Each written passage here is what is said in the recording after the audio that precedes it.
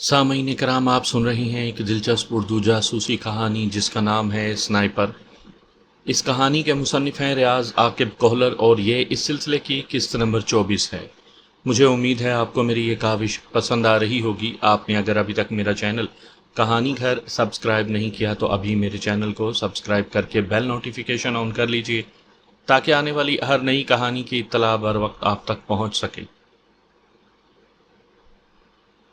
हमने जुमे के दिन मंसूबे पर अमल करना था। जुमे का दिन आया और गुजर गया मगर मेरा बुलावा ना आया।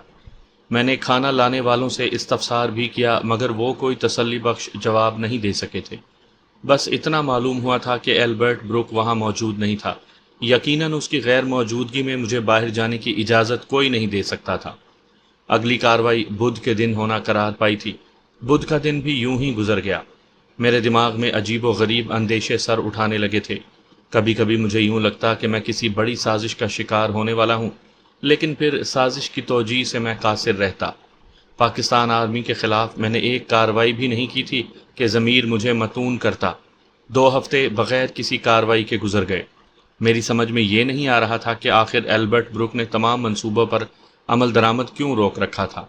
मुझे वहाँ कैद के अलावा कोई तकलीफ़ नहीं थी, लेकिन खाली कैद भी बज़ाते खुद एक बहुत बड़ी मुसीबत है। सारी दुनिया से कट कर एक कमरे में महदूद हो जाना नहायत पुरआज़ार और ज़हनी कोफ्त का सबब होता है। तन्हाई में जाने कौन कौन सी सोचें, ख़यालात और अंदेशे मुझे बेचैन किए रखते।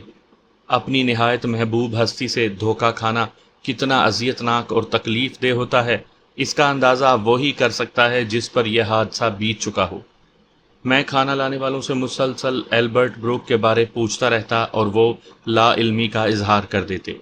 उस दिन हस्बे मामूल मैंने नाश्ता लाने वालों से एल्बर्ट के मुतालिक पूछा तो पता चला कि वो हवेली में आ गया था। मैंने फ़ौरन उससे मिलने की ख्वाहिश जाहिर की और नाश्ता लाने वाला सर हिलाकर बाहर निकल गया। मेरे नाश्ता करने तक वो एल्बर्ट तक मेरी बात पहुंचा कर वापस आ गया था। थोड़ी देर के बाद 4 मुसल्लह अफराद भी मुझे लेने के लिए पहुंच गए थे। एल्बर्ट एनेक्सी के ड्राइंग रूम में ट्रेसी के साथ बैठा मुझे अपना मुंतज़िर नजर आया। जी जनाब, कैसे हो? दिन कैसे गुजर रहे हैं? मेरे बैठते ही उसने मुस्कुराते हुए पूछा। ठीक हूँ, लेकिन समझ में नहीं आ रहा, क्या हमारी कार्रवाइयाँ मंसूबे बनाने की हद तक ही थीं? उसने ज़बरदस्ती का कहकहा लगाया। नहीं, ऐसी कोई बात नहीं। हम 2-3 दिनों तक अपने मंसूबों पर अमल दरामद शुरू करेंगे। मैं थोड़ा मसरूफ़ था, इसलिए तमाम मंसूबे अदम तवज्जही का शिकार रहे। ये ना हो कर्नल साहब वापस लौट आएँ और हम मसरूफ़ ही रहें। मेरा अंदाज ऐसा था गोया कि मैं कर्नल कॉलिन फील्ड के सामने सुरखरू होना चाहता हूँ। उसने मुझे तसल्ली देते हुए कहा, बेफिक्र रहो, इस बात की तुमसे ज़्यादा मुझे फ़िक्र है। न जाने क्यों मुझे लग रहा था कि यह बस तिफ़्ल तसल्ली ही थी। वो शायद ऐसा कोई इरादा नहीं रखता था, लेकिन उसके साथ ये बात भी मुझे अचंभे में डाली हुई थी कि आखिर वो मुझसे कब काम लेते। मुसलसल कैद में रहते हुए मैं थक गया था। देखें एल्बर्ट साहब, साफ बात यह है कि आप जब चाहें मुझसे काम लें, लेकिन अब मैं इस कैद से तंग आ गया हूँ, इसलिए बराए मेहरबानी ये निगरानी हटा दें। मैं बगैर लगी लिपटी रखे मुद्दे पर आ गया था। एल्बर्ट के चेहरे पर मुस्कुराहट रेंगी। मेरा ख्याल है कॉफ़ी पी लेते हैं। उसने आवाज़ देकर मुलाजिम को कॉफ़ी लाने का कहा। वहीं एनेक्सी में छोटा सा बावर्ची खाना बना हुआ था और एल्बर्ट का खिदमतगार वहीं मौजूद था। उसने मेरी बात का जवाब देने की ज़रूरत महसूस नहीं की थी। मैंने कोई और दरख्वास्त भी की है। अपनी बात का जवाब ना मिलने पर मैंने याद दहानी करवाई। फ़िलहाल तो ये मुमकिन नहीं, उसने इनकार में सर हिला दिया। अलबत्ता जिस दिन तुमने किसी मिशन में बाकायदा हिस्सा ले लिया, उस दिन यह सारी निगरानी ख़त्म कर दी जाएगी। इसीलिए तो कह रहा हूँ कि हमें अपने मंसूबों पर काम शुरू कर देना चाहिए। वो टालने वाले अंदाज में बोला, कहा तो है, 2-3 दिन सब्र करो, उसके बाद तुम्हारी ये ख्वाहिश भी पूरी हो जाएगी। उसके अंदाज ने मेरी सोचों में हलचल मचा दी थी। मेरा ये समझना गलत था कि वो मुझ पर एतमाद कर रहे हैं। यकीनन वो किसी सोचे समझे मंसूबे के मुताबिक मुझे टाल रहा था। दीवार पर लगी बड़ी स्क्रीन की एलईडी पर अंग्रेज़ी खबरों का कोई चैनल चल रहा था। मुझे खामोश पाकर एल्बर्ट खबरों की तरफ मुतवज्जा हो गया। ट्रेसी नाखन तराश की खुरदरी सतह को अपनी उंगलियों के नाखनों पर रगड़ रही थी। उसकी तरफ देखते हुए मेरा जहन तेज़ी से किसी उधेड़ बुन में मसरूफ़ था। एकदम मैंने मज़ीद इंतज़ार ना करने का फ़ैसला कर लिया था। मुलाजिम कॉफ़ी के बर्तनों के साथ नमूदार हुआ। एल्बर्ट के सामने कॉफ़ी का मग रख कर उसने मेरे दाएं जानिब पड़ी तपाई पर भी कॉफ़ी का मग रखा और ट्रे में रखा तीसरा मग लेकर ट्रेसी की तरफ बढ़ गया। मेरे आसाब एकदम तन गए। जो ही वो ट्रेसी और एल्बर्ट के दरमियान में आया, मैंने उठकर एकदम छलांग लगा दी। एल्बर्ट के वहमो गुमान में भी नहीं था कि मैं कोई ऐसी हरकत करूंगा। उसके संभलने से पहले मैंने उसका दायां बाजू पकड़कर मरोड़ा और अगले ही लम्हे उसकी गर्दन में हाथ डालकर मैंने उसकी पीठ अपनी छाती से लगा ली थी। उसके साथ ही मेरा हाथ उसकी कोट के जेब में रींगा और मैंने पिस्तौल निकाल लिया। मुलाजिम ने मेरी हरकत की आहट सुनते ही पीछे मुड़कर देखा और एल्बर्ट को मेरे कब्जे में देखते ही उसके मुंह से सरसराते हुए चीख बुलंद हुई, सिक्योरिटी! दरवाजे पर मौजूद मुहाफिज दनदनाते हुए अंदर घुस आए थे। खबरदार, अगर किसी ने गलत हरकत की, मैं इसका भेजा उड़ा दूंगा। पिस्तौल की नाल एल्बर्ट की कनपटी से लगाते हुए मैं धाड़ा। ये अल्फाज मैंने अंग्रेजी में अदा किए थे। मेरी नज़रें ट्रेसी वॉकर पर गड़ी थी कि मुझे सबसे ज़्यादा उसी से खतरा था। मगर ये देखकर मेरी हैरत की इंतहा नहीं रही थी कि ट्रेसी हाथ के इशारे से मुहाफिजों को बाहर निकलने का कहकर इत्मीनान से कॉफ़ी पीने लगी। मुहाफिज गू मगू की कैफियत में खड़े थे। दफ़ा हो जाओ, वो अंग्रेजी में धाड़ी। उसकी आवाज़ काफ़ी भारी थी, या शायद वो खुद हलक पर जोर देकर बोल रही थी। तमाम मुहाफिज उल्टे कदमों बाहर निकल गए। तुम भी जाओ, उसने हक्का बक्का खड़े मुलाजिम को कहा, और वो चौंक कर सर हिलाता हुआ बावर्ची खाने की तरफ बढ़ गया। एल्बर्ट ने कहा, मेरा ख्याल है बैठकर बात कर लेते हैं। अपनी गर्दन पर मेरे बाजू के दबाव की वजह से वो फंसी फंसी आवाज़ में बोला था, कोई बात नहीं होगी। अगर जान अजीज़ है तो मुझे फिलफौर यहाँ से बाहर निकालो। ठीक है, कोई बात नहीं करता, बस तुम्हें एक चीज़ दिखानी है। अगर इसके बाद भी तुम जाने पर बाजिद रहे तो तुम्हें कोई नहीं रोकेगा, बल्कि वादा करता हूँ जहाँ कहोगे तुम्हें खुद गाड़ी में छोड़ आऊँगा। उसकी कनपट्टी पर पिस्तौल की नाल का दबाव बढ़ाते हुए मैंने कहा, अगर तुम ये समझ रहे हो कि थोड़ी मोहलत हासिल करके तुम बचने की कोई तरकीब सोच लोगे तो ये तुम्हारी खाम ख्याली है। यार, कह दिया ना, मैं ऐसा कुछ नहीं सोच रहा। झल्लाए हुए लहजे में कहकर वो ट्रेसी को मुखातिब हुआ, इसे वीडियो दिखाओ। अस्बात में सर हिलाते हुए ट्रेसी ने शीशे की मेज़ पर पड़ा लैपटॉप खोलकर उसे एक केबल के जरिए एलईडी से मुंसलिक कर दिया। टीवी स्क्रीन पर लैपटॉप का डेस्कटॉप नज़र आते ही उसने एक वीडियो चला दी। अगले ही लम्हे एक एलईडी की बड़ी स्क्रीन पर उसी ड्राइंग रूम का मंजर उभरा। वो मेरी कर्नल कॉलिन फील्ड के साथ पहले दिन होने वाली गुफ्तगू की वीडियो थी। वीडियो निहायत साफ और वाज़िया बनी थी। यकीनन इस कमरे में एक से ज़्यादा ताकतवर कैमरे नस्ब थे। मिनट भर वो वीडियो चलाकर ट्रेसी ने एक दूसरी वीडियो चला दी, जिसमें मैं कर्नल कॉलिन फील्ड से अपनी कारकर्दगी के इनाम में डॉलर्स वसूल कर रहा था। वो एक के बाद एक वीडियो चलाती गई। मेरे दिमाग में साएं साएं हो रही थी। एकदम मुझ पर वाज़िया हो गया कि वो क्यों खाली मंसूबा बनाकर मुझे किसी कार्रवाई पर साथ नहीं ले जाते थे। हमने जितने मंसूबे भी वहाँ बनाए थे, उन सब पर अमल दरामद किसी और ने किया था, लेकिन उसका एतराफ़ उन्होंने मुझसे करवा लिया था। अब अगर ये वीडियो उस पाक आर्मी के हाथ लगती तो मुझे गद्दारी के इल्ज़ाम में फांसी लगने से कोई नहीं बचा सकता था। हर कार्रवाई के बाद मैंने डॉलर्स वसूल करते हुए बाकायदा एतराफ़ किया था कि वो काम मैं कर चुका था, और ये कोई ड्रामे की शूटिंग नहीं थी कि इसे झुठलाया जा सकता। मुझे मालूम ही ना हुआ कि कब मेरा हाथ बेजान होकर नीचे लटकने लगा। मेरी गिरफ्त ढीली होते ही एल्बर्ट मेरे हाथ से पिस्तौल लिए बगैर इत्मीनान भरे अंदाज में चलता हुआ सोफे पर बैठ गया। मैं सुनसा होकर टीवी स्क्रीन को घूर रहा था, जहां पर कर्नल कॉलिन फील्ड मुझसे ये पूछ रहा था कि क्या मैं उनके लिए पाक आर्मी के अंदर रहकर काम कर सकता हूं, और मैं जोशीले अंदाज में सर हिलाते हुए काम करने की हामी भर रहा था। इन वीडियोज़ को देखने के बाद किसी अहमक और बेवकूफ़ ही को मेरी गद्दारी में शुबा हो सकता था। मिस्टर जीशन, बैठें। एल्बर्ट की आवाज़ ने मुझे ख्यालों की दुनिया से वापस खींचा और मैं मरे मरे कदम उठाता हुआ सोफे पर बैठ गया। यकीनन अब तक तुम यही सोचते रहे होगे कि हम निहायत बेवकूफ़ और गधे हैं जो इतनी आसानी से तुमसे धोखा खा रहे हैं। मैं उसकी बात का कोई जवाब नहीं दे सका था। पता है, बचपन में मुझे अपनी टांग पर इतनी सख्त चोट लगी थी कि बस मेरी टांग टूटते टूटते रह गई थी, और ये सारा किया धरा मेरे बाप का था। मुझे दरख्त पर चढ़ाकर उसने नीचे खड़े होकर कहा था कि बेटा छलांग लगाओ, मैं तुम्हें पकड़ लूँगा। उन पर एतबार करते हुए मैं नीचे कूदा और मुझे पकड़ने के बजाय वो एक जानिब हट गए। मेरी टांग पर सख्त चोट लगी थी। जब दर्द से बेहाल होकर मैं रो रहा था, और उस वक्त उन्होंने मेरे सामने खड़े होकर मुझे एक अहम सबक पढ़ाया था जो मुझे आज तक याद है। उन्होंने कहा था, बेटा तुम्हें तकलीफ़ तो ज़रूर हुई है, लेकिन अब तुम्हें यह बात नहीं भूलेगी कि ज़िंदगी में कभी अपने बाप पर भी एतबार ना करना। اس کی بات پر ٹریسی نے زوردار کہا لگایا۔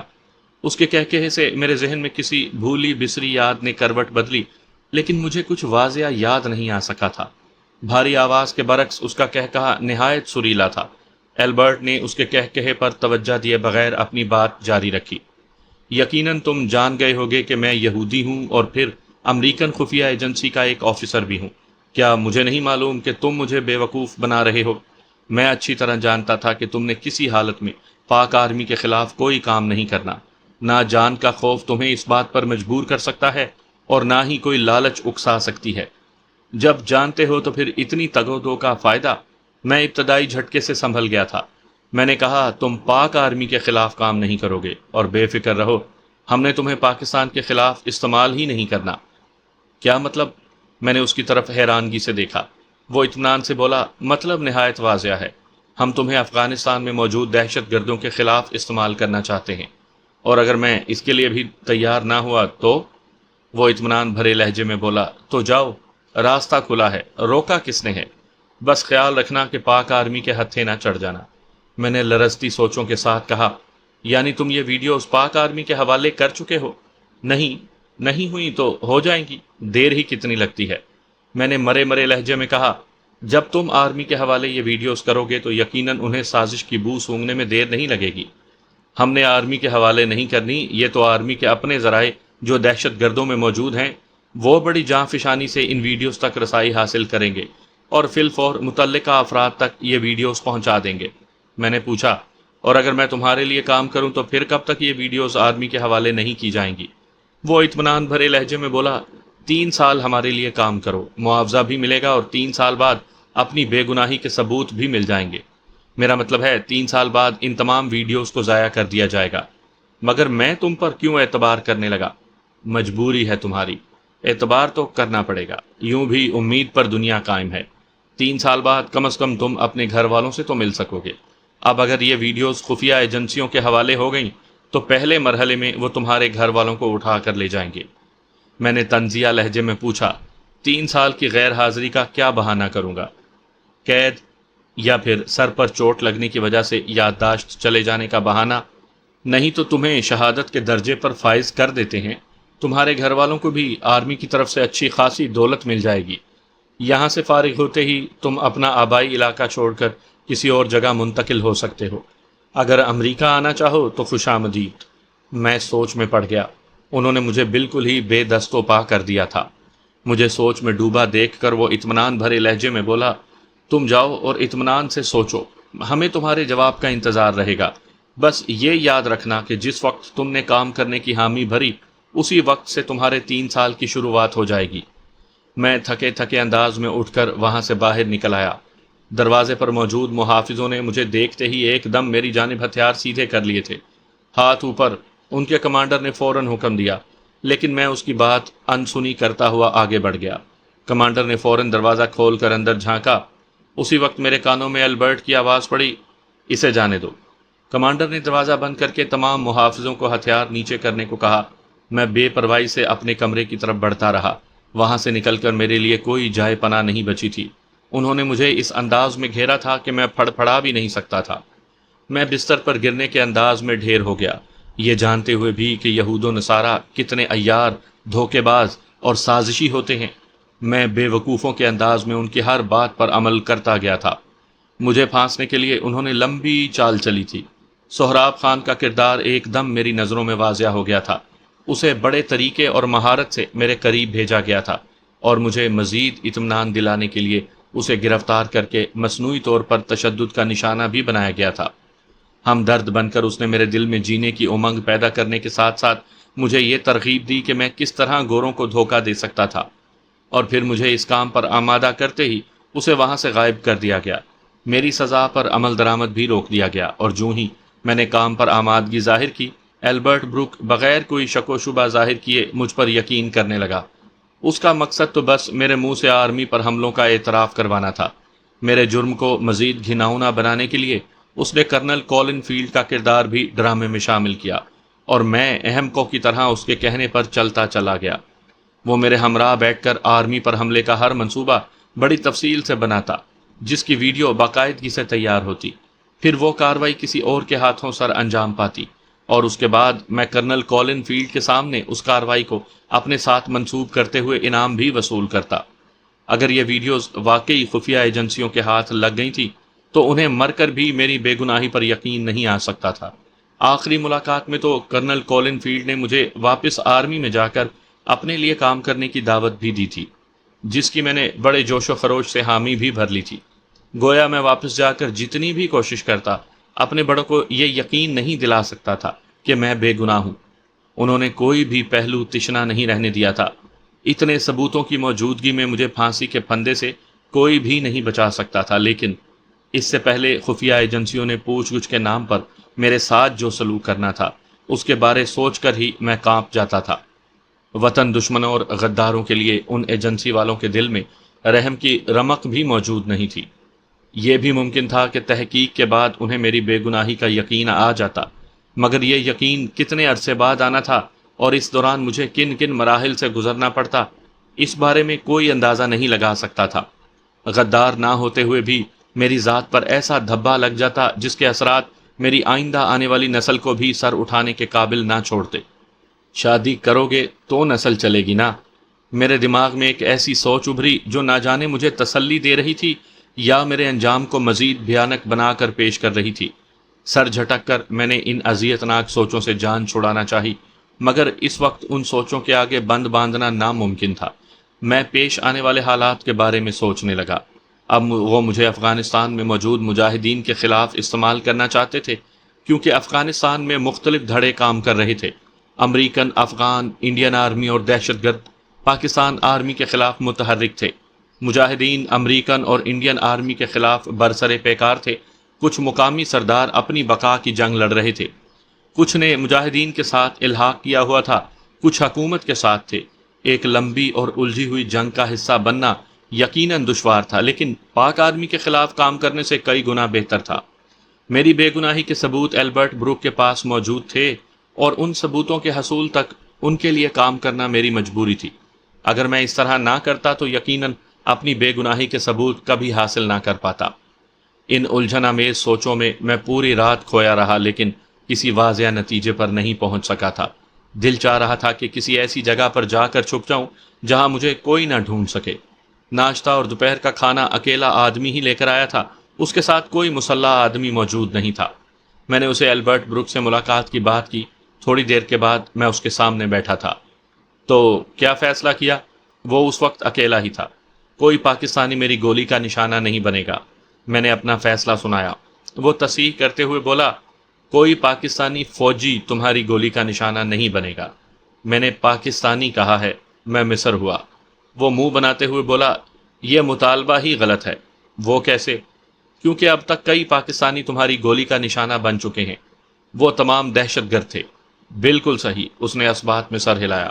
دہشت گرد کا نہ تو کوئی مذہب ہوتا ہے اور نہ وطن۔ باقی تم یہ اصرار تو کر سکتے ہو کہ پاکستان کے اندر کسی کو قتل نہیں کرو گے، لیکن افغانستان کے اندر کام کرتے ہوئے کسی ایسی شرط کے پیش کرنے کا مطلب ہے تم ہمارے لیے کام ہی نہیں کرنا چاہتے۔ اس کی بات خلاف حقیقت نہیں تھی۔ پاک آرمی کے کسی فوجی کو افغانستان میں بھی نشانہ نہیں بناؤں گا۔ میں نے حتمی فیصلہ سنا دیا۔ منظور۔ اس نے بے جھجکے اس بات میں سر ہلا دیا۔ اسی وقت ٹریسی کمرے سے برآمد ہو کر اپنی مخصوص جگہ پر آن بیٹھی۔ میں نے کہا، میں تیار ہوں۔ شاباش۔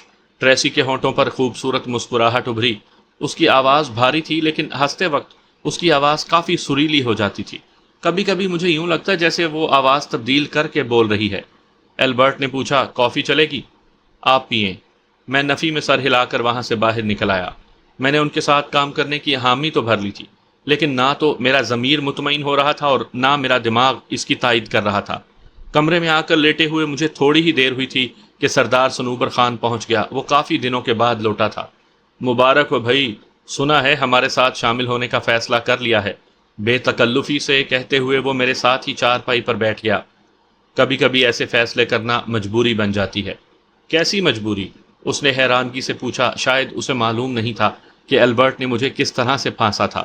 چھوڑو اس بات کو، یہ بتاؤ کہ اتنے دن کہاں غائب رہے؟ میں نے وہ دل خراش موضوع تبدیل کیا۔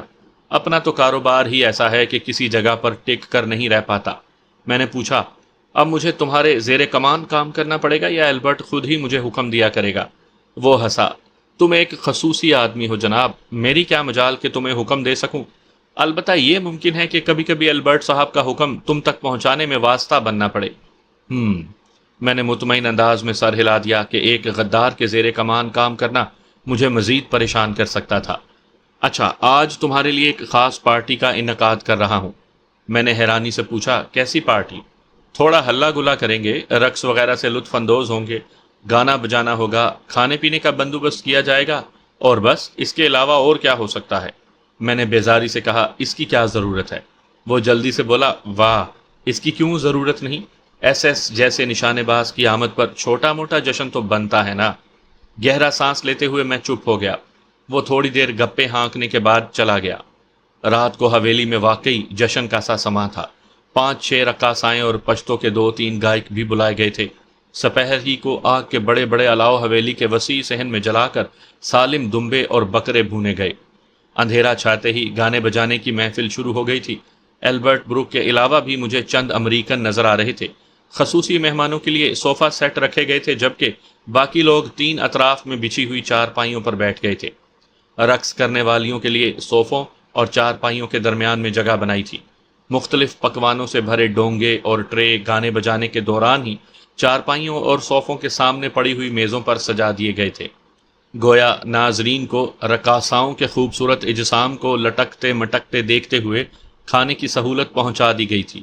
ایسی محافل میں ام الخبائث کی موجودگی فرض ہوتی ہے۔ ٹریسی بھی لمبوترا گلاس ہاتھ میں تھامے میرے ساتھ آن بیٹھی اور گلاس سے ہلکی ہلکی چسکیاں لیتے ہوئے شوخی بھری نگاہوں سے مجھے گھورنے لگی۔ میں اس سے بے پرواہ ناچنے والیوں کو دیکھتا رہا۔ پیشہ ور ہونے کے باوجود ان میں سے کوئی بھی پلوشہ کی طرح رقص نہیں کر سکتی تھی۔ ان میں سے ایک کے جسمانی خال و قد پلوشہ سے ملتے جلتے تھے، بس بال ذرا لمبے تھے۔ نئے نقش پلوشہ کی طرح جاذبے نظر نہیں تھے، اور وہ پلوشہ جتنی ماہر رقاص بھی نہیں تھی۔ دشمن جہاں سے تھوڑی بہت مشابہت رکھنے کی وجہ سے وہ میری نظروں کا مرکز بنی رہی۔ تم مسلسل اس کالے کپڑوں والی رقاصہ کو اس لیے گھورے جا رہے ہو کہ یہ جسمانی طور پر اس جسم فروش لڑکی سے مشابہت رکھتی ہے جس نے تمہارا سودا کیا تھا، ہے نا؟ ٹریسی کی بھاری آواز نے میرے کانوں میں زہر انڈیلا۔ میں نے تلخ لہجے میں کہا، تمہیں اس سے کوئی مطلب نہیں ہونا چاہیے۔ اس کا سریلا کہا بلند ہوا۔ ویسے میرے بارے میں کیا خیال ہے؟ اس نے بے باک لہجے میں پوچھا۔ میں طنزیہ لہجے میں بولا، مجھ سے کیوں پوچھ رہی ہو؟ آئینہ دیکھ لینا تھا۔ اس نے مسکراتے ہوئے کہا، یقین کرو میں تمہاری نام نہاد محبوبہ کی طرح جسم فروش نہیں ہوں۔ تو اس جسم کو کوئی احمق ہی خرید سکتا ہے۔ نہ جانے کیوں مجھے اس سے چڑ ہونے لگی تھی۔ شاید اس نے پلوشہ کے بارے جو بکواس کی تھی وہ مجھے ہضم نہیں ہو رہی تھی۔ میرے طنزیہ لہجے کی پرواہ نہ کرتے ہوئے وہ بولی، ویسے شادی شدہ ہو کر تمہیں کسی فاحشہ میں دلچسپی نہیں لینا چاہیے تھی۔ اس کی بات سنتے ہی میں حیرت سے اچھل پڑا تھا۔ تمہیں کیسے پتا کہ میں شادی شدہ ہوں؟ وہ فخریہ لہجے میں بولی، تم امریکن انٹیلیجنس کے ایک میجر سے مخاطب ہو۔ اچھا، تو امریکن انٹیلیجنس کی میجر کو یہ تو معلوم ہے کہ میں شادی شدہ ہوں، لیکن یہ پتہ نہیں کہ کافی عرصہ پہلے ہی میں اپنی بیوی کو طلاق دے چکا ہوں۔ اس نے تصدیق چاہنے والے انداز میں کہا، اس فاحشہ کے لیے جو تمہیں بیچ کر چلی گئی؟ میرا خیال ہے کہ ایک امریکن لڑکی کو یہ زیب نہیں دیتا کہ وہ کسی مرد کے ساتھ جسمانی تعلق کو اتنے اوچھے نام سے ظاہر کرے۔ تم خود بھی یقیناً کئی مردوں کو نواز چکی ہوگی۔ اس نے طنزیہ ہنکارا بھرا، غلط فہمی ہے جناب کی، ضروری نہیں کہ ہر امریکن لڑکی ایسی ہی ہو۔ ایک آدھ کی پارسائی پوری قوم کی بے راہ روی کا دفاع نہیں کر سکتی، بالکل اسی طرح جیسے ایک آدھ کی بے راہ روی پوری قوم کو گمراہ ثابت نہیں کرتی۔ وہ فلسفیانہ لہجے میں بولی، فی الحال موضوع بحث وہ فاحشہ اور میں ہیں۔ نہ تو تمہاری قوم کی پارسائی اس کی جسم فروشی پر مٹی ڈال سکتی ہے، اور نہ میری تہذیب کی آزادی مجھے میلا ثابت کر سکتی ہے۔ یوں دعویٰ کرنے سے کیا حاصل؟ شاید تمہارے قریبی ساتھی بھی اس بات پر یقین کرنے کو تیار نہ ہو۔ میں نے اسے شرمندہ کرنے کی کوشش کی۔ وہ اعتماد سے بولی، تمہیں تحقیق کرنے کی اجازت ہے۔ کس لیے؟ میں نے حیرانی سے اسے گھورا۔ دوستی کے لیے۔ اس نے میرا ہاتھ تھام لیا۔ محترمہ، میں نے صرف اپنی بے گناہی کے ثبوت حاصل کرنے کے لیے تمہارے لیے کام کرنے کی حامی بھری ہے۔ یقیناً اس میں تم سے عشق کرنے کی کوئی وجہ شامل نہیں۔ وہ مسکرائی، تو کیا یہ کام تو اب بھی ہو سکتا ہے؟ میں نے طنز کا ایک اور تیر چلاتے ہوئے کہا، ہاں، اگر تم دنیا کی آخری لڑکی ہوئی تو۔ اس نے برا منائے بغیر پوچھا، اچھا سچ سچ بتاؤ، کیا حقیقت میں تمہیں بدصورت اور بھدی لگ رہی ہوں؟ مجھے نہیں لگ رہی ہو، تم ہو ہی بدصورت۔ میں نے اسے متون کرنا جاری رکھا۔ اسی وقت 3 امریکن صوفوں کو چھوڑ کر رقاصاؤں کے ساتھ ناچنے لگے تھے۔ اچھا میرے ساتھ رقص کرنا پسند کرو گے؟ میری کسی بھی بات کا برا منائے بغیر وہ زبردستی گلے پڑ رہی تھی۔ میں نے منہ بناتے ہوئے جواب دیا، اگر ناچنا آتا نا تب بھی یہ حماقت نہ کرتا۔ چلو نا۔ اس نے کھڑے ہو کر میرا ہاتھ پکڑ کر کھینچا۔ ایک جھٹکے سے اپنا ہاتھ چھڑا کر میں بھنے ہوئے گوشت کی طرف متوجہ ہو گیا۔ کندھے اچکاتے ہوئے وہ ناچنے والوں کی طرف بڑھ گئی۔ پشتو ساز پر رقص کرنا کچھ زیادہ ہی آسان ہوتا ہے۔ اپنے امریکن ساتھیوں کے بجائے وہ اسی لڑکی کے ساتھ مل کر تھرکنے لگی جو مجھے پلوشہ کی طرح لگ رہی تھی۔ چست لباس میں اس کا سڈول اور پرکشش بدن پیشہ ور رقاصاؤں سے زیادہ جاذب نظر لگ رہا تھا۔ آج تو بڑی گپ شپ ہو رہی تھی، صنوبر خان نے میرے ساتھ بیٹھتے ہوئے مسکرا کر پوچھا۔ میں نے منہ بناتے ہوئے کہا، گپ شپ نہیں کر رہا تھا، جان چھڑا رہا تھا۔ وہ حسرت بھرے لہجے میں بولا، قسم سے یار ہم تو ترس رہے ہیں اس کالی کے لیے۔ میں استہزائی انداز میں ہنسا، تو میں کیا کروں؟ یہ بھی صحیح کہا، اس نے برا نہیں منایا تھا۔ میں نے طنزیہ انداز میں کہا، سردار صاحب وہ امریکن ہے اور تم اس کے لیے کام کرتے ہو، اپنے آقاؤں کی عزت پر نظر رکھنا کوئی مثبت فعل نہیں ہے۔ اس نے بلند و بانگ کہا لگایا، یار یہ حبشن اپنے امریکن ساتھیوں کو بھی گھاس نہیں ڈالتی۔ ویسے اس حبشن میں پرکشش لگنے والی چیز کون سی ہے؟ وہ ندیدے پن سے بولا، مجھے تو سر تپا پرکشش دکھتی ہے۔ میں نے ٹریسی کی طرف دیکھا، اس کے رقص کو بے ہنگم اچھل کود ہی کہا جا سکتا تھا، لیکن حقیقت یہی ہے کہ جوان لڑکی کا سازوں کی لے پر اچھلنا کودنا ہی بذات خود ایک خوش کن نظارہ ہوتا ہے۔ صنوبر خان کی بات میں مجھے کوئی شک نہیں تھا۔ ٹریسی کے اندر ایک عجیب سی پر اسرار کشش موجود تھی جس کی توجیہ سے میں قاصر تھا، حالانکہ بظاہر نظر وہ کالی کلوٹی تھی۔ موضوع تبدیل کرتے ہوئے اس نے مجھے بے حیائی سے پوچھا، اچھا رات گزارنے کے لیے کس رقاصہ کا انتخاب کرو گے؟ میں نے انکار میں سر ہلاتے ہوئے کہا، مجھے ان خرافات سے دور ہی رکھو۔ نہ کرو یار، اس نے حیرانی ظاہر کی۔ اس کی حیرت مجھے ترغیب دینے کی غرض سے تھی۔ یہ حقیقت ہے صنوبر خان، میں اپنی بات پر قائم رہا۔ تم سے شاید پلوشہ خان وزیر کا پرکشش بدن نہیں بھلایا جاتا۔ اس کا اندازہ حقیقت سے خالی نہیں تھا۔ میں صاف گوئی سے بولا، نہ تو میں نے اسے اس نظر سے دیکھا تھا اور نہ کبھی اس کے بارے میں غلط خیال دل میں لایا تھا۔ اتنا عرصہ اس کے قریب رہنے کے باوجود ایسا دعویٰ کرنا تمہیں زیب نہیں دیتا۔ ایک مکروہ ہنسی اس کے ہونٹوں پر نمودار ہو گئی تھی۔ میں نے بیزاری سے کہا، مجھے صفائیاں دینے سے چڑ ہے۔ ویسے وہ خود بھی اس معاملے میں بڑی تیز ہے، مردوں کو لبھانا اور الو بنانا تو اس کے لیے بالکل ہی آسان ہے۔ بھاڑ میں جائے، میں تپتے ہوئے بولا۔ ٹھیک ہے جگر، مزے کرو۔ وہ مزید تکرار کیے بغیر اٹھ کر ایلبرٹ کی طرف بڑھ گیا تھا۔ گھنٹے پون گھنٹے کی اچھل کود کے بعد ٹریسی دوبارہ میرے پاس آن کر بیٹھ گئی۔ کیسا لگا میرا رقص؟ ماتھے پر نمودار ہوئے پسینے کے قطرے پہنچتے ہوئے اس نے داد چاہنے کے انداز میں پوچھا، جیسی تم ویسا ہی تمہارا رقص۔ مجھے سچ مچ ہنسی آ گئی تھی۔ وہ منہ بناتے ہوئے بولی، تمہاری محبوبہ سے تو اچھا ہی ناچتی ہوں گی۔ ٹریسی، میں اس کے کردار کے بارے کچھ نہیں کہنا چاہتا اور نہ میں اس کے کسی فعل کی صفائی ہی دینا چاہوں گا، لیکن ایک بات میں دعوے سے کہتا ہوں، تم تو کیا، آج تک میں نے کسی پیشہ ور رقاصہ کو بھی اس جیسا خوبصورت رقص کرتے نہیں دیکھا۔ اچھا، اس کا مطلب ہے اس کا تعلق ضرور کسی کوٹھے وغیرہ سے ہوگا۔ میں نے حیرانی ظاہر کرتے ہوئے پوچھا، تمہیں کیا معلوم کوٹھا کیا ہوتا ہے؟ تم یہ بات کیوں بھول جاتے ہو کہ میں امریکن انٹیلیجنس کی میجر ہوں اور پاکستان آنے سے پہلے یہاں کے لوگوں اور تہذیب و ثقافت کے بارے مکمل جانکاری حاصل کر چکی ہوں۔ ویسے سچ کہوں تو مجھے تم ایلبرٹ بروک کی محافظ لگتی ہو۔ وہ منہ بناتے ہوئے بولی، وہ میرا ہم رینک ہے، گو مجھ سے 2-3 سال سینئر ہے، لیکن ہے وہ بھی میجر۔ میں کولڈ ڈرنک کا گلاس بھر کر ہلکی ہلکی چسکیاں لینے لگا۔ وہ پروگرام رات گئے تک جاری رہا۔ اس دوران میں ٹریسی میرے ناگواری ظاہر کرنے کے باوجود وہیں بیٹھے زبردستی میرے ساتھ گپیں ہانکتی رہی۔ پروگرام کے اختتام پر پسند کی رقاصہ کو پکڑ کر امریکن جیالے اپنے کمروں کا رخ کرنے لگے۔ ٹریسی نے مسکرا کر کہا، ایک لڑکی تو تمہارے حصے میں بھی آ رہی ہے۔ اس کا اشارہ بچ جانے والی رقاصہ کی طرف تھا جسے کسی نے بھی ساتھ لے جانا پسند نہیں کیا تھا۔ میں نے طنزیہ انداز میں کہا، تم ہو نا میرے ساتھ؟ سچ؟ وہ جیسے کھل اٹھی تھی۔ بالکل، لیکن اس کے بعد تم پارسائی کا دعویٰ نہیں کر سکو گی۔ وہ اطمینان سے بولی، پرواہ نہیں، چلتا ہوں پھر ملیں گے۔ میں جانتی تھی تمہارے بھونڈے مذاق کو۔ منہ بناتے ہوئے وہ اپنے کمرے کی جانب بڑھ گئی۔ اس کی کھلی ڈلی دعوت کے باوجود مجھے یقین نہیں تھا کہ اس کی دعوت بس دکھاوا ہی ہے۔ اگلے دن دوپہر کو میری آنکھ کھلی تھی، ناشتے کا وقت گزر چکا تھا۔ ملازم میرے لیے دوپہر کا کھانا لے آیا۔ کھانے سے فارغ ہو کر میں چائے پی رہا تھا کہ البرٹ ٹریسی کے ہمراہ میرے کمرے میں داخل ہوا۔ میں اسے دیکھ کر حیران رہ گیا تھا، کیونکہ اسے اپنے کمرے میں پہلی بار دیکھ رہا تھا۔ وہ لکڑی کی کرسی پر نشست سنبھالتے ہوئے بولا، مسٹر زیشن، ہم ذرا غلام خیل تک جا رہے ہیں، پرسوں واپسی ہوگی، اس کے بعد اکٹھے افغانستان کی جانب کوچ کریں گے۔ ٹریسی بے تکلفی سے میرے ساتھ چارپائی پر بیٹھ گئی تھی۔ میں بھی تمہارے ساتھ چلتا ہوں، حویلی میں پڑے پڑے تنگ آ گیا ہوں۔ مناسب نہیں ہے، اس نے نفی میں سر ہلایا۔ کیا مطلب؟ میں نے حیرانگی ظاہر کی۔ دراصل وہاں چند قبائل کے سرداروں کا اکٹھ ہو رہا ہے، جس میں پاکستان آرمی کے خلاف حکمت عملی ترتیب دی جائے گی، اور یقیناً تم ایسی کسی بھی محفل کا حصہ بننا پسند نہیں کرو گے۔ صحیح کہا، میں نے تائیدی انداز میں سر ہلا دیا تھا۔ ٹریسی نے مزاحیہ انداز میں کہا، اگر پسند کرو تو میں تمہارے لیے رک سکتی ہوں۔ کوشش کرنا کہ غلام خیل ہی سے افغانستان چلی جانا، میں البرٹ کے ساتھ آ جاؤں گا۔ میری بات پر البرٹ نے زوردار کہا لگایا۔ ٹریسی کے چہرے پر بھی خوبصورت مسکراہٹ نمودار ہو گئی تھی۔ البرٹ نے کہا، ویسے ٹریسی، واکر کی طرف سے دی گئی دعوت ٹھکرانا کفران نعمت ہی تو ہے۔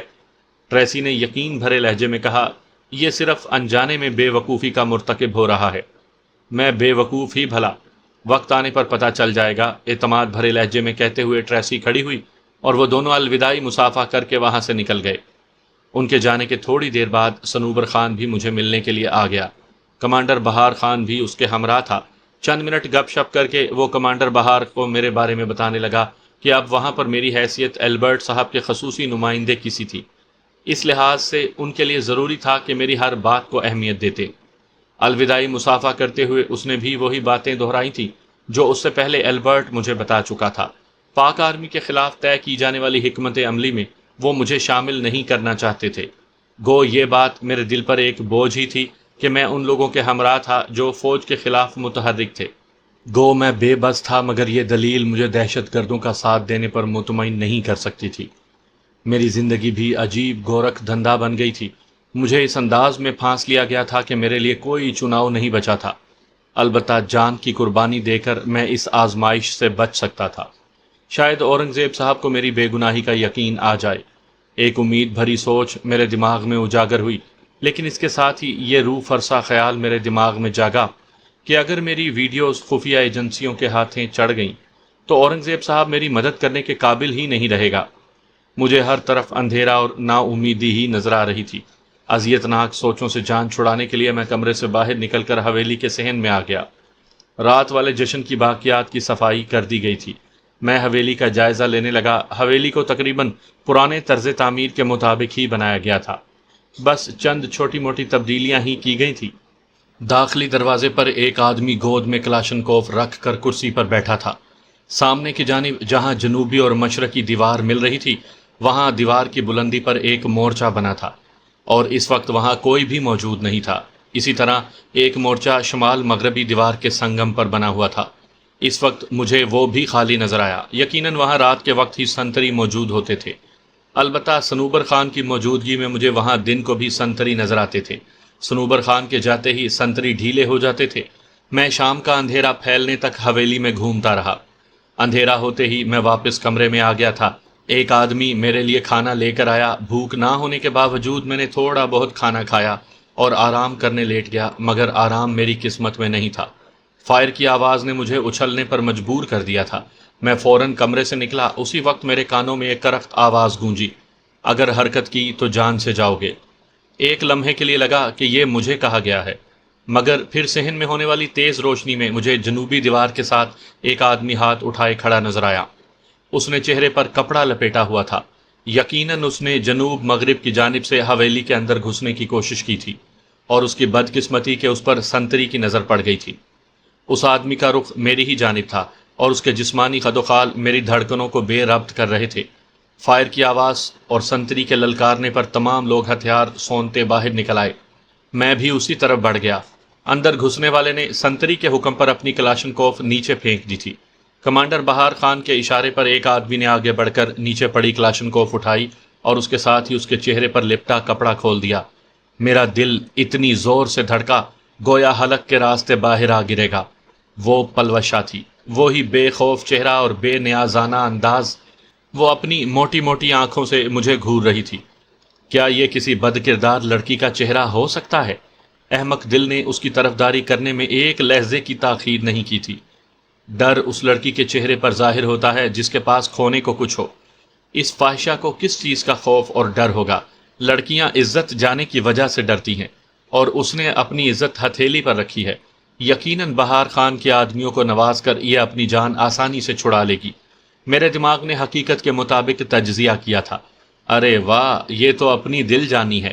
یقیناً اسے معلوم ہو گیا ہے کہ سردار صنوبر خان اور ایس ایس کی صلح ہو گئی ہے۔ اب اس سے پہلے کہ تم اس کے خلاف کوئی قدم اٹھاؤ، یہ خود ہی تمہارا خاتمہ کرنے پہنچ گئی ہے۔ بہار خان کا مخاطب میں تھا۔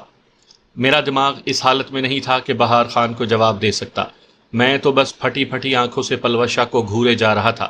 مدت سے پیاسی آنکھیں شربت دیدار سے لطف اندوز ہو رہی تھی۔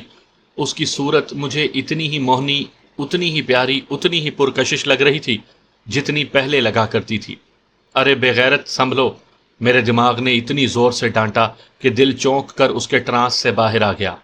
مجھے خاموش پا کر بہار خان اپنے آدمیوں کو بولا، اسے اندر باندھ دو، میں تھوڑی دیر تک تفتیش کا آغاز کرتا ہوں، میرے بعد تمہارا نمبر پڑے گا۔ اس کا غلاظت بھرا انداز اس کے مکروہ ارادے کو ظاہر کر رہا تھا۔ یوں بھی پلوشا کے بارے اپنے دل میں چھپی غلاظت وہ ایک بار پہلے بھی میرے سامنے ظاہر کر چکا تھا، لیکن میں اسے یا اس کے آدمیوں کو ایسا کچھ بھی کرنے کی اجازت نہیں دے سکتا تھا۔ پلوشا جتنی بھی بد کردار اور بے راہ رو ہوتی، میرے سامنے اسے کوئی ہاتھ نہیں لگا سکتا تھا، چاہے اس بارے اس کی اپنی مرضی اور خواہش ہی کیوں نہ شامل ہوتی۔ اسے باندھ دو، میں خود تفتیش کروں گا۔ میں نے اپنی حیثیت کا فائدہ اٹھانے میں ایک لہجہ بھی نہیں لگایا تھا۔ بہار خان نے روکھے لہجے میں کہا، یہ ہمارا ذاتی معاملہ ہے محترم۔ نہیں، میں نے نفی میں سر ہلایا، یہ میری دشمن ہے، اس کے ساتھ میرا کافی حساب کتاب رہتا ہے۔ ٹھیک ہے، اس بات کا فیصلہ سردار خود ہی آ کر کرے گا۔ بہار خان نے ایک درمیان کا راستہ نکالا۔ اس کے آدمی پلوشا کو بازوؤں سے پکڑ کر اسی کمرے کی طرف بڑھ گئے تھے جہاں چند دن میں نے بھی گزارے تھے۔ بہار خان، تم صنوبر خان کی واپسی کی بات کر رہے ہو، جبکہ میں ایک لمحہ بھی انتظار نہیں کر سکتا۔ تم نہیں جانتے اس لڑکی کے بارے میرے دل میں نفرت کا کیسا الاؤ دہک رہا ہے۔ اس نے مکروہ لہجے میں کہا، تو پھر ایک ہی حل ہے، چھوڑو پوچھ گچھ کو، اکٹھے ہی بہتی گنگا میں ہاتھ دھوتے ہیں۔ ایسا جو بھی خیال تمہارے دل میں پرورش پا رہا ہے اسے بھول جاؤ۔ میں اسے قتل تو کر سکتا ہوں لیکن کسی کو یہ اجازت نہیں دے سکتا۔ میرا خیال ہے تو ہم تمہارے زیر کمان نہیں۔ بہار خان بگڑ گیا تھا۔ شاید تمہیں سردار صنوبر خان کے آخری الفاظ بھول گئے ہیں، تیکھے لہجے میں کہتے ہوئے میں اس کمرے کی طرف بڑھ گیا جہاں وہ پلوشا کو لے گئے تھے۔ بہار خان نے بھی بادل نخواستہ میرے پیچھے قدم بڑھا دیے۔ پلوشا کے ہاتھ انہوں نے چھت سے لٹکتی زنجیروں سے باندھ دیے تھے۔ باندھنے والے شاید اس سے چھیڑ چھاڑ کی کوشش کرتے، مگر ہمارے قدموں کی چاپ سن کر وہ ایک جانب ہو کر کھڑے ہو گئے تھے۔ پلوشا سب سے بے نیاز مجھے گھور رہی تھی۔ وہ میری مجرم تھی، اس نے میرے ارمانوں کا خون کیا تھا، مجھے دھوکہ دیا تھا، میرا سودا کر کے پیسے کھڑے کیے تھے۔ اس کی وجہ سے میں پاک آرمی کی نظر میں مجرم بننے والا تھا۔ اس نے مجھے ایسی اذیت اور ایسی تکلیف پہنچائی تھی جس کا درمان ممکن ہی نہیں تھا۔ نپے تلے قدم رکھتا ہوا میں اس کے سامنے جا کر رک گیا۔ اس کی گہری سیاہ آنکھوں میں عجیب طرح کی یاسیت بھری تھی۔ تو 15 لاکھ ختم ہو گئے ہیں یا سردار صنوبر خان کی آغوش کو بھلانے میں ناکامی ہوئی اور اس کا پہلو گرم کرنے آئی ہو؟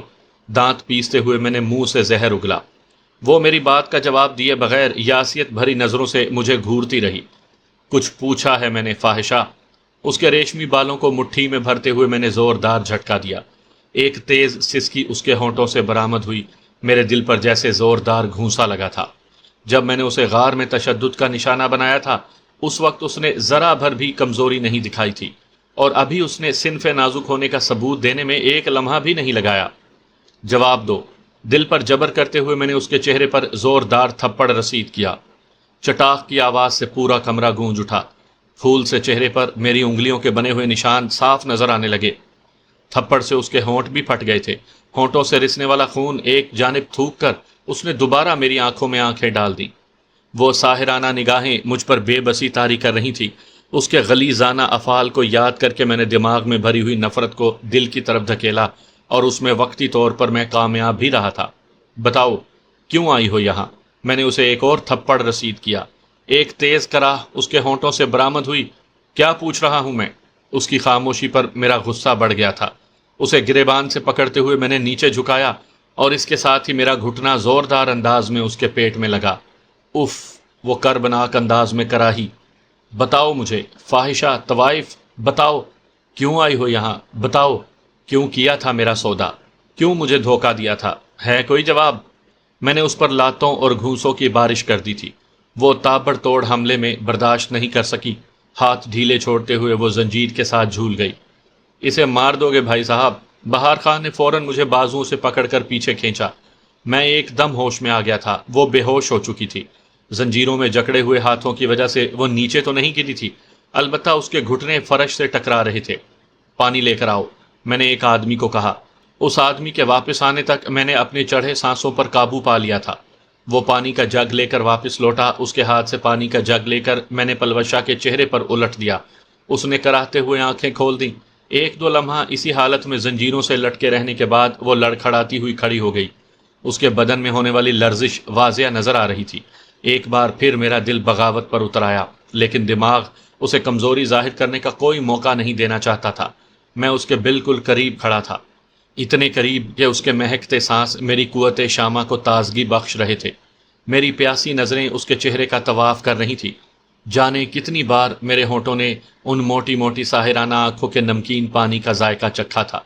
جانے کتنی بار میرے ہونٹوں نے ان ملائم گالوں کے لمس سے لذت کشید کی تھی۔ جانے کتنی بار میرے ہونٹوں کو لب شیریں کی حلاوت نصیب ہوئی تھی۔ اور اب وہ سب کچھ قصہ پارینہ بن چکا تھا۔ وہ چہرہ جسے میں تقدس اور پاکیزگی کی علامت سمجھا کرتا تھا، وہ غلاظت کی پوٹ نکلا تھا۔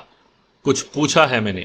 دل کی طرف سے تسلسل سے دہرائی جانے والی نرمی کی درخواست کو درخور اعتنا نہ جانتے ہوئے میں نے غضب بھرے لہجے میں پوچھا۔ میرے دائیں ہاتھ نے ایک بار پھر ان زلفوں کو گرفت میں لے لیا تھا جو ریشم کے تاروں سے بھی زیادہ ملائم تھیں۔ اس کی آنکھوں کی گہرائی میں جوار بھاٹا اٹھا۔ دو موتی پلکوں سے پھسل کر گالوں پر لڑکے اور میرا سارا غصہ، سارا غضب ہوا بن کر اڑ گیا۔ اس کے بالوں پر میری گرفت ڈھیلی ہوئی اور میرا ہاتھ نیچے لٹکنے لگا۔ چلو، بہار خان کی طرف رخ کر کے میں نے تمام کو باہر نکلنے کا اشارہ کیا۔ میرے ہمراہ قدم بڑھاتے ہوئے اس نے طنزیہ لہجے میں پوچھا، بس ہو گئی تفتیش؟ جب کہہ دیا ہے کہ اس بارے تم میں سے کوئی کچھ نہیں کہے گا تو یقیناً تمہارا بولنا نہیں بنتا۔ مجھے تو خاموش کروا لو گے، مگر سردار صنوبر خان نے جس طرح کی تفتیش کرنی ہے وہ یقیناً تم سے برداشت نہیں ہوگی۔ اس معاملے میں سردار کی بھی کوئی بات نہیں سنوں گا، اطمینان بھرے لہجے میں کہتے ہوئے میں نے دروازہ تالا کیا اور چابی جیب میں ڈال لی۔ دروازے کو کھلا چھوڑ کر میں بہار خان کے آدمیوں کو کوئی موقع نہیں دینا چاہتا تھا کہ وہ پلوشا کے ساتھ کوئی گھٹیا حرکت کر سکیں۔ پلوشا کے ہاتھوں میں پڑی زنجیر کے تالے کی چابی بھی ان سے لے کر میں نے جیب میں ڈال لی تھی۔ بہار خان مجھے تو کچھ نہیں کہہ سکتا تھا، البتہ اپنا ایک آدمی اس نے پلوشا کے قید خانے کے سامنے کھڑا کر دیا تھا۔ میں اپنے کمرے میں پہنچ کر بے قراری سے ٹہلنے لگا۔ مجھے 1% بھی اندازہ نہیں تھا کہ پلوشا مجھے یوں ٹکرا جائے گی۔ اس سے ملنے کی کتنی خواہش تھی میرے دل میں، اب جب کہ وہ سامنے آ گئی تھی میرے پاس سوال ہی ختم ہو گئے تھے۔ اس کی وہاں آمد کا مقصد بھی معلوم نہیں تھا۔ اس بارے جب تک وہ خود زبان نہ کھولتی میں اس سے کچھ نہیں اگلوا سکتا تھا۔ خود پر جبر کرتے ہوئے اس پر جتنا تشدد میں کر سکتا تھا کر چکا تھا۔ اس سے مزید میں اسے کچھ بھی نہیں کہہ سکتا تھا۔ اس کے پھولوں سے ملائم بدن کی لرزش میری آنکھوں میں لہرائی اور میرا دل دکھ کے گہرے احساس سے بھر گیا۔ مجھے ایسا نہیں کرنا چاہیے تھا۔ خود کلامی کے انداز میں بڑبڑاتے ہوئے میں اپنی مٹھیاں بھینچنے لگا۔ اپنے افعال کی وہ خود جواب دہ تھی، مجھے اسے تشدد کا نشانہ بنانے کا کوئی حق نہیں پہنچتا تھا۔ تمہاری آنکھوں سے آنسو کیوں نکلے ہیں چندا؟ آنکھیں بند ہوتے ہوئے میں نے اس سے سوال کیا۔ پلیز مجھے معاف کر دو کہ میں خود پر قابو نہ رکھ سکا۔ میری آنکھوں میں پانی بھر گیا تھا، میری بے چینی میں ایک دم اضافہ ہوا اور میں بن پانی کی مچھلی کی طرح تڑپنے لگا۔ وہ بھوکی ہوگی، شاید اسے پیاس بھی لگی ہو سکتا ہے کپڑوں کے گیلا ہونے کی وجہ سے اسے سردی لگ رہی ہو۔ وہ اتنی نازک ہے، کیا ساری رات ہاتھ بلند کیے کھڑی رہ سکے گی؟ مختلف قسم کے اذیت ناک سوالات میری سوچوں میں سرسرانے لگے۔ اگر صنوبر خان نے واپس آ کر اسے تشدد کا نشانہ بنانا چاہا تو کیا میں اسے روک پاؤں گا؟ اس کا جواب نفی میں تھا۔ میرے لیے ایک ساتھ اتنے زیادہ آدمیوں کا مقابلہ کرنا ممکن نہ ہوتا۔ کافی دیر سر کھپانے کے بعد میں اسی نتیجے پر پہنچا کہ اسے فرار کروا دینے میں بھلائی تھی۔ 2 دن بعد میں نے یوں بھی افغانستان روانہ ہو جانا تھا۔ پھر نامعلوم کب واپسی ہوتی، میں زندہ بھی رہ پاتا یا نہیں۔ بہتر یہی تھا کہ اس کے ساتھ ایک آخری احسان کرتا جاتا۔ میں نے اسے دنیا کی ہر لڑکی سے زیادہ چاہا تھا، اور اپنی چاہت کے لیے اتنا تو میں کر ہی سکتا تھا۔ بعد میں صنوبر خان یا البرٹ پارٹی جو بھی بکواس کرتے، مجھے اس سے کوئی فرق نہیں پڑتا تھا۔ ایک نتیجے پر پہنچتے ہی میں اپنے کمرے سے باہر نکلا اور برآمدے میں چلتا ہوا مطلوبہ کمرے کی طرف بڑھنے لگا۔ کمرے سے باہر بہار کا مقرر کیا ہوا سنتری پستول سے کھیل رہا تھا۔ میں نے ایک لمحے وہ اس پستول کو پہچان لیا تھا۔ وہ وہی پستول تھا جو پلوشہ نے قبیل خان سے چھینا تھا، اور اب پلوشہ سے اس کے ہاتھ چڑھ گیا تھا۔ کلاشنکوف اس نے کندھے سے لٹکائی ہوئی تھی۔ مجھے قید خانے کی طرف بڑھتا دیکھ کر وہ چوکنا ہو گیا۔ میرے قریب پہنچتے ہی وہ محتاط انداز میں بولا، کمانڈر بہار خان نے حکم دیا ہے کہ کوئی آدمی پلوشہ سے نہ ملے۔ کیا اس نے میرا نام بھی لیا تھا؟ جی جناب، اس نے زور و شوروں سے کہا۔ میں نے پرخیال انداز میں سر ہلایا اور پھر ایک دم جھپٹ کر اس کی گردن پکڑ لی۔ اس نے تڑپ کر میری گرفت سے نکلنا چاہا، مگر میں نے سرعت سے اس کی گردن اپنے دائیں بازو کی گرفت میں لیتے ہوئے مخصوص انداز میں دبا دی۔ اس کا بے ہوش جسم میرے ہاتھوں میں جھول گیا تھا۔ اسے احتیاط سے زمین پر لٹا کر میں کھڑا ہو گیا۔ اس کے ہاتھوں سے پستول لینا مجھے نہیں بھولا تھا۔ میرے پاس وقت بہت کم تھا۔ کسی بھی وقت بہار خان کا کوئی آدمی اس طرف کا رخ کر کے میرے کام میں رخنا ڈال سکتا تھا۔ دروازہ کھول کر میں اندر داخل ہوا۔ وہ اسی حالت میں کھڑی تھی جیسا میں اسے چھوڑ گیا تھا۔ دروازے کھلنے کی آہٹ پر وہ اس طرف متوجہ ہو گئی تھی۔ میرے اندر داخل ہونے پر اس کے چہرے پر بے چینی کے آثار نمودار ہوئے، اور اس کی نظریں ایک بار پھر میرے چہرے کا طواف کرنے لگیں۔ میرے پاس سوال و جواب کا وقت نہیں تھا۔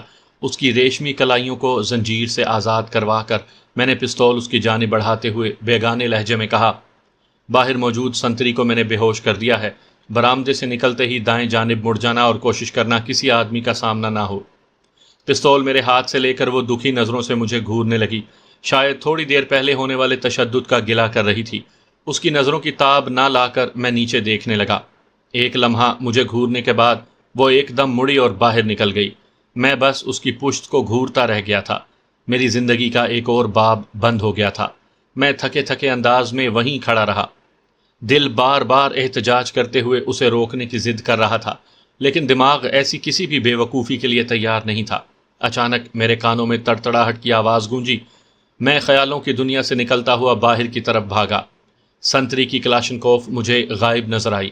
یقیناً وہ پلوشہ کے ہاتھ چڑھ گئی تھی۔ اس کے ساتھ ہی مجھے سنتری کی گردن غیر معمولی طور پر پیچھے کی طرف مڑی ہوئی نظر آئی۔ جاتے جاتے وہ میرے لیے جواب دہی مشکل بنا گئی تھی۔ فائرنگ کی آواز تیز ہو گئی تھی۔ میں جھکے جھکے انداز میں باہر نکلا۔ پلوشہ مجھے جنوبی دیوار کے ساتھ بنے ایک کمرے کی آڑ میں داخلی دروازے کے اوپر بنے مورچے والے سنتری سے فائر کا تبادلہ کرتی نظر آئی۔ اسی وقت ایک اندرونی کمرے سے کمانڈر بہار باہر بھاگتا ہوا نکلا۔ اس نے ہاتھوں میں کلاشنکوف تھامی ہوئی تھی۔ اس کی جگہ سے پلوشہ کو نشانہ بنانا نہایت آسان تھا۔ اسے کلاشنکوف سیدھی کرتا دیکھ کر میں تڑپ کر آگے بڑھا۔ گولی نہ چلانا، میں اس کے سامنے آ گیا تھا۔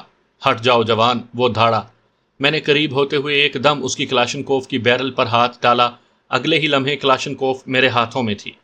بہار خان کو میری یہ جسارت پسند نہیں آئی تھی۔ اس نے گالیاں بکتے ہوئے مجھ پر ہلہ بول دیا۔ ایک جانب ہٹتے ہوئے میں نے اس کے کولوں پر ایک زوردار ٹھوکر رسید کی۔ وہ چند قدم بھاگتے ہوئے منہ کے بل نیچے گر پڑا، لیکن ایک لمحہ بھی زمین پر لیٹے بغیر وہ دوبارہ کھڑا ہوا اور گالیاں بکتے ہوئے میری جانب بڑھنے لگا۔ اچانک میرے کانوں میں پلوشہ کی تیز چیخ آئی۔ میرا دل خوف سے بھر گیا تھا۔ میں نے اس کی جانب نظریں دوڑائیں۔ وہ نیچے گر گئی تھی۔ یقیناً اسے گولی لگ گئی تھی۔ میرے دماغ میں ایک دم سرخ چادر تن گئی تھی۔ بغیر ایک سیکنڈ ضائع کیے میں نے کلاشنکوف کی بیرل کا رخ بہار خان کے سر کی طرف موڑا اور ٹریگر دبا دیا، ورنہ میرا اسے قتل کرنے کا 1% بھی ارادہ نہیں تھا۔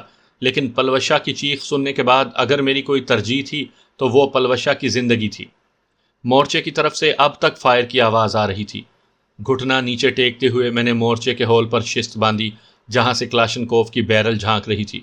اس بے وقوف نے مورچے کے اندر جلنے والی روشنی کو بھی بجھانے کی ضرورت محسوس نہیں کی تھی۔ مسلسل 2 بار ٹریگر دبا کر میں نے مورچے والے سورما کو اپنے انجام تک پہنچایا اور پلوشہ کی طرف بھاگ پڑا۔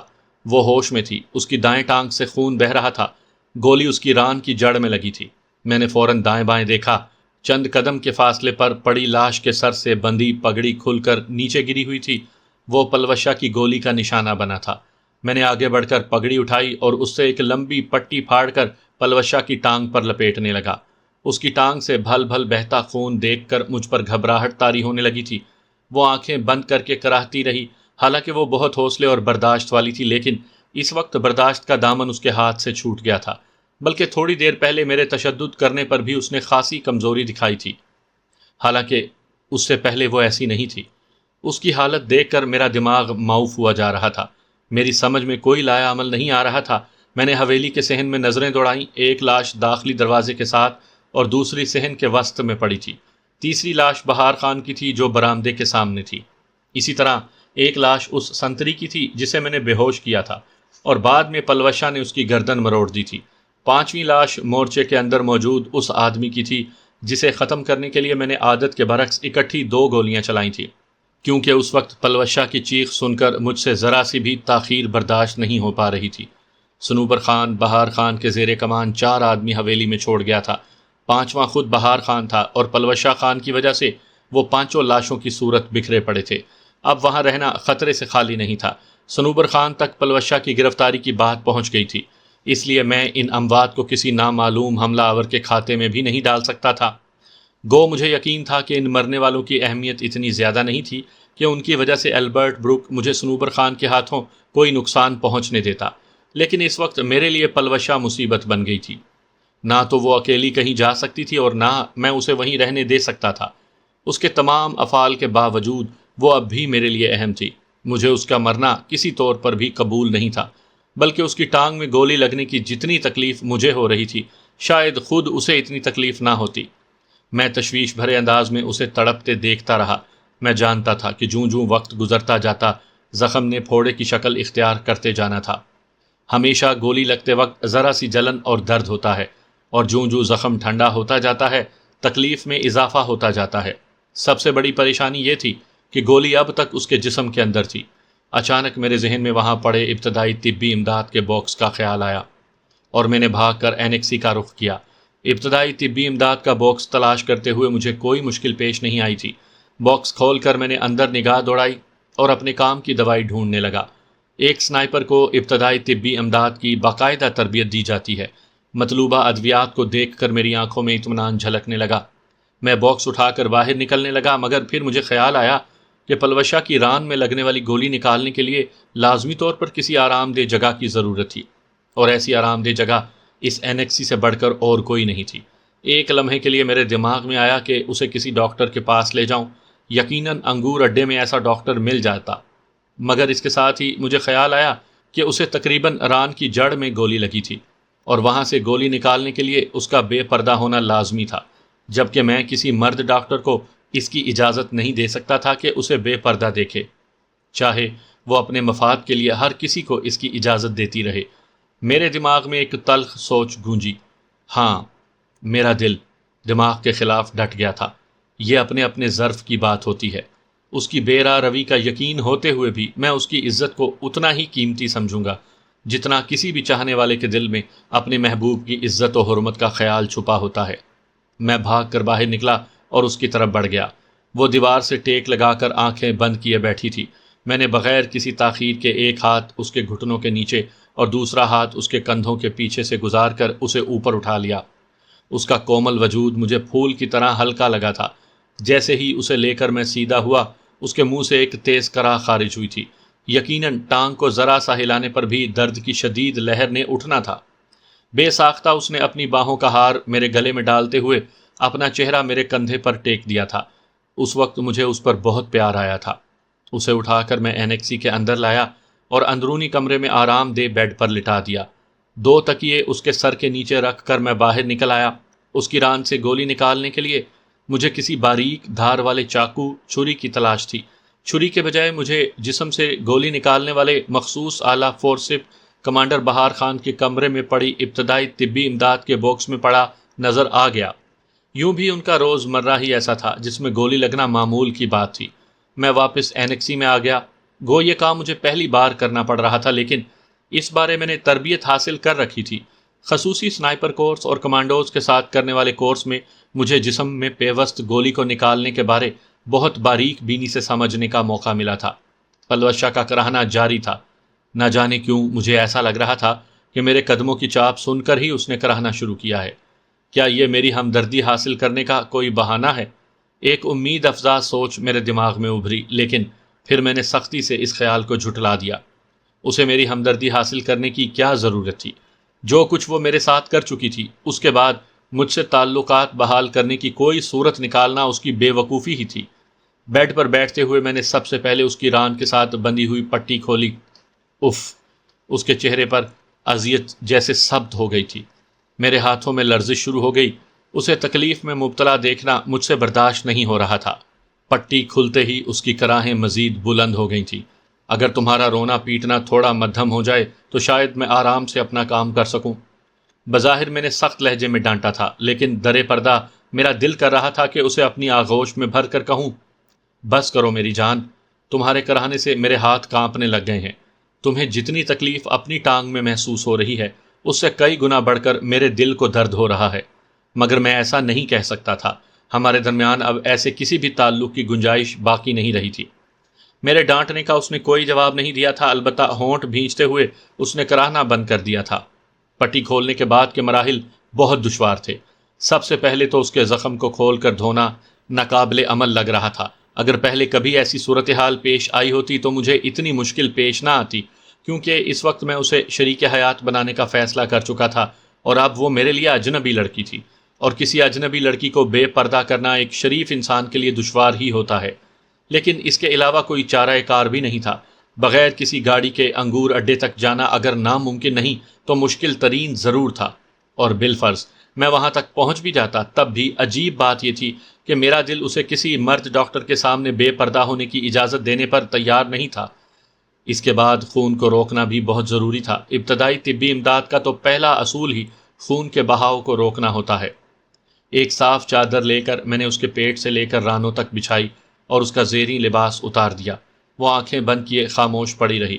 اسے جھجکتے گھبراتے نہ دیکھ کر ایک بار پھر میرے دماغ میں صنوبر خان اور اس کے آدمیوں کی سنی ہوئی باتیں گونجنے لگیں۔ سر جھٹک کر میں نے ان واہیات خیالوں کو دور کیا اور سپرٹ سے اس کا زخم صاف کرنے لگا۔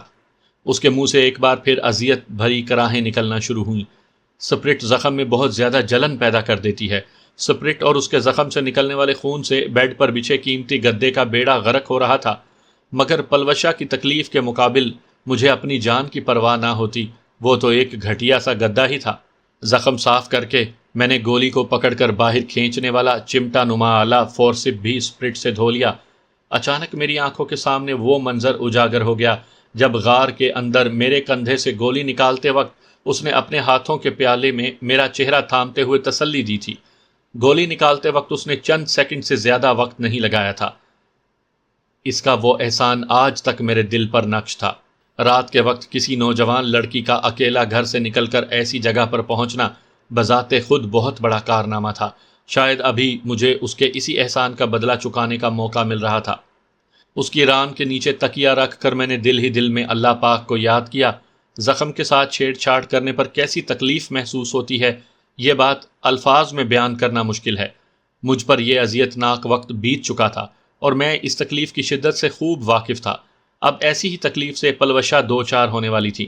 میرے دل کو تو اس کے کانٹا چبھنا بھی گوارا نہیں تھا، لیکن بدقسمتی کہ مجھے اسے اس حال میں دیکھنا پڑ رہا تھا۔ گہرا سانس لے کر میں نے ہمت باندھی اور چمٹے نما اوزار کی نوک زخم کے منہ کی طرف بڑھا دی۔ اگر اس کی جگہ کوئی بھی اور ہوتا تو مجھے ذرا بھر بھی پرواہ نہ ہوتی۔ میرے اعصاب بہت مضبوط تھے، لیکن بدقسمتی سے جو شخصیت میرے سامنے زخمی حالت میں پڑی تھی، اس کا تعلق براہ راست میرے دل سے جڑا تھا۔ اپنی عزیز ہستی کا آپریشن کرنا خود اپنے جسم کے کسی حصے پر تباہ آزمائی کرنے کے مترادف ہوتا ہے۔ اچانک میرے دماغ میں خیال آیا کہ اگر وہ تکلیف کی شدت کو برداشت نہ کر سکی اور اس نے اچھلنا شروع کر دیا تو یقیناً وہ زیادہ زخمی ہو سکتی تھی۔ یہ خیال آتے ہی میں رسی کی تلاش میں اینیکسی سے باہر نکل آیا۔ رسی ڈھونڈنے میں مجھے کوئی دشواری نہیں ہوئی۔ ایک لمبی رسی مجھے ملازموں کے کمرے میں مل گئی تھی۔ میں جو ہی واپس لوٹا اسے حیرانی بھری نظروں سے اپنا منتظر پایا۔ یقیناً اس کی سمجھ میں میرا یوں چلے جانا نہیں آ رہا تھا۔ میرے ہاتھوں میں رسی کا بنڈل دیکھ کر اس کی حیرانی دو چند ہو گئی تھی، لیکن اس نے کچھ بھی کہنے سے گریز کیا تھا۔ میں بھی وضاحت کیے بغیر بیڈ کے نیچے سے رسی گزار کر اسے مضبوطی سے جکڑنے لگا۔ اس کی چھاتی اور پیٹ سے رسی لپیٹتے ہوئے میں اس کے گھٹنوں تک رسی کو بل دیتے ہوئے لایا۔ بس رانوں کی تھوڑی سی جگہ میں نے خالی چھوڑ دی تھی، اب وہ چاہ کر بھی معمولی سے زیادہ حرکت نہیں کر سکتی تھی۔ وہ خاموشی سے مجھے یہ سب کرتا دیکھتی رہی، شاید اسے بھی کچھ نہ کچھ اندازہ ہو گیا تھا کہ میں کیا کر رہا ہوں۔ میرے کندھے سے گولی نکالتے وقت اس نے میری مردانگی کو یوں للکارا تھا کہ مجھے اس اذیت ناک مرحلے سے گزرنا آسان ہو گیا تھا، لیکن وہ تو صنف نازک تھی۔ ایک جوان سال لڑکی کو میں کیا کہہ کر جوش دلاتا؟ اس کی عمر کی لڑکیاں تو شاید ایسا منظر دیکھ کر ہی بے ہوش ہو جائیں، لیکن وہ ان روایتی دوشیزاؤں سے یکسر مختلف تھی۔ فورسپ دوبارہ ہاتھوں میں تھام کر میں نے زخم میں گھسیڑا، گو میرا دل کانپ رہا تھا، مگر میں نے ہاتھوں کی لرزش پر قابو پا لیا تھا۔ وہ کمزوری دکھانے کا وقت نہیں تھا۔ میں جتنی نرمی دکھاتا پلوشا کو اتنی زیادہ تکلیف پہنچتی۔ گولی لگنے کا زخم سامنے سے ہمیشہ تنگ ہوتا ہے، لیکن گولی جسم کو پھاڑ کر نکل جائے تو جس جگہ سے گولی نکلتی ہے وہاں سے کافی سارا گوشت لے اڑتی ہے۔ پلوشا نے سختی سے دانت پر دانت جما کر آنکھیں بند کر لی۔ اس کا سارا جسم تشنج کے مریض کی طرح اکڑ کر لرزنے لگا۔ اگر میں نے اسے باندھا نہ ہوتا تو یقیناً وہ خود کو زیادہ زخمی کروا بیٹھتی۔ اس کی تیز کراہوں سے بے پرواہ بنتے ہوئے میں نے گولی ٹٹول کر آلے کے منہ میں تھامی۔ یہ بظاہر بہت عام اور آسان سا لگتا ہے، سننے والوں کو کبھی بھی اس تکلیف اور اذیت کا اندازہ نہیں ہو سکتا جو زخمی پر گزر رہی ہوتی ہے۔ البتہ زخمی کوئی ایسی شخصیت ہو جس سے دل کے تار جڑے ہوں، تب انسان اس درد کو بہت اچھی طرح محسوس کر سکتا ہے۔ گولی کو آلے کے منہ میں پھنسا کر میں نے احتیاط سے باہر کھینچا۔ پلوشا مٹھیاں بھینچ کر اس درد کو برداشت کرنے کی کوشش کر رہی تھی۔ گولی زخم سے باہر نکلتے ہی اس نے سختی سے روکا ہوا سانس ایک آہ کے ساتھ خارج کیا اور بدن ڈھیلا چھوڑ دیا۔ زخم سے خون بہت تیزی سے نکلنے لگا تھا۔ میں نے دوبارہ زخم کو سپرٹ سے دھویا اور پائیوڈین سے روئی تر کر کے زخم کے منہ پر رکھ دی۔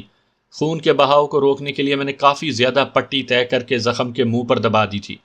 پٹی باندھنے سے پہلے اسے رسیوں کی گرفت سے آزاد کروانا ضروری تھا۔ اس کا جسم رسیوں سے آزاد کر کے میں نے چوڑی پٹی زخم پر لپیٹی اور ایک درد کش ٹیکا تیار کرنے لگا۔ درد کش ٹیکا بھی جسم کے پرگوشت حصے میں لگایا جاتا ہے، لیکن اب اس کا میرا معاملہ ڈاکٹر اور مریض کا سا تھا۔ دل میں کافی ساری جھجک محسوس کرتے ہوئے میں نے اسے کولے پر انجیکشن لگا دیا۔ دوائیوں کے باکس میں اینٹی بایوٹک انجیکشن بھی موجود تھے۔ ایک اینٹی بایوٹک انجیکشن میں نے اس کے دائیں بازو کے رگ میں بھی لگا دیا۔ وہ ابھی تک گہرے گہرے سانس لے کر گزری تکلیف کو زائل کرنے کی کوشش کر رہی تھی۔ میرا دل کر رہا تھا کہ اس کا سر گود میں لے کر بیٹھ جاؤں، لیکن شکر کا مقام تھا کہ میرے دماغ نے برے بھلے کی تمیز نہیں کھوئی تھی، ورنہ مجھے دل کی مانتے ہی بنتی۔